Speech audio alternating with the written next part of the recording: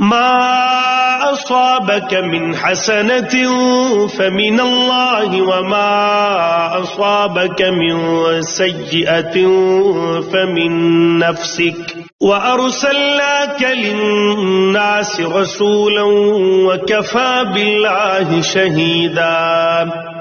تمہیں جو کوئی اچھائی پہنچتی ہے تو وہ محض اللہ کی طرف سے ہوتی ہے، اور جو کوئی برائی پہنچتی ہے وہ تو تمہارے اپنے سبب سے ہوتی ہے۔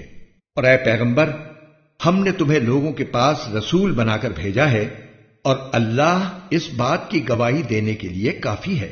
من يطع الرسول فقد اطاع الله ومن تولى فما ارسلناك عليهم حفيظا۔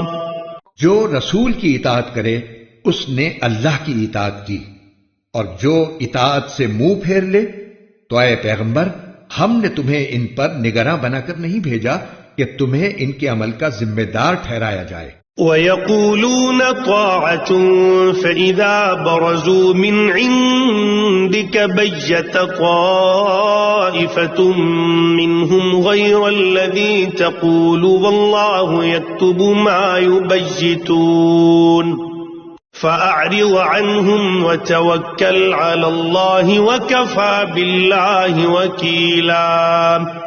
اور یہ منافق لوگ سامنے تو اطاعت کا نام لیتے ہیں، مگر یہ تمہارے پاس سے باہر جاتے ہیں تو ان میں سے ایک گروہ رات کے وقت تمہاری باتوں کے خلاف مشورے کرتا ہے، اور یہ رات کے وقت جو مشورے کرتے ہیں اللہ وہ سب لکھ رہا ہے، لہذا تم ان کی پرواہ مت کرو اور اللہ پر بھروسہ رکھو، اور اللہ تمہاری حمایت کے لیے بالکل کافی ہے۔ افلا يتدبرون القرآن ولو كان من عند غير الله لوجدوا فيه اختلافا كثيرا۔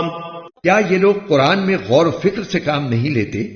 اگر یہ اللہ کے سوا کسی اور کی طرف سے ہوتا تو وہ اس میں بکثرت اختلافات پاتے۔